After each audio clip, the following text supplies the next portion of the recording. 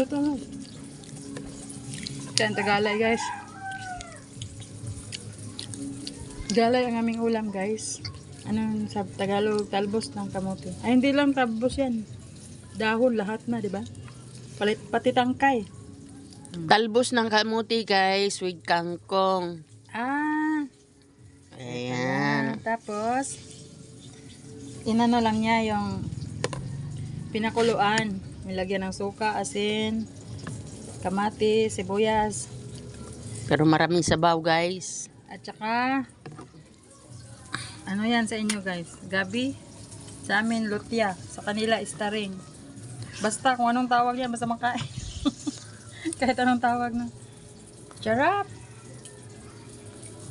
Tapos yung aming gulay ay kinuha namin dyan sa tanim ko. Ah, hindi pala ako. Tanim ni Kamahalan pala. Yan yung breakfast namin guys. Sarap. Binalatan niya para sa akin. Yan. Yummy yummy guys. Ano sabi ko na? Sub-sub. Muso. Thank you. Sarap.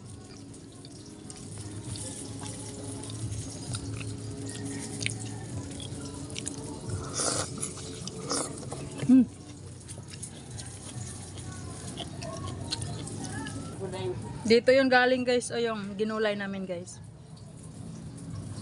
Yan. Diyan namin tinanim. Diyan tinanim ni Kamahalan. Yung talbos ng kamuti at saka yung kangkong. Kasi walang magpagtaniman kaya dito lang sa mga sangkong. Meron pa kaming alugbati. Tapos yung kalabo napaka taba. Tapos may tumubo na naman kalabasa. Alugbati. Tapos sili. Yan, nakagulay na kami guys. Sa tanim ni Kamahalan. Ayan na siya, oh. Okay.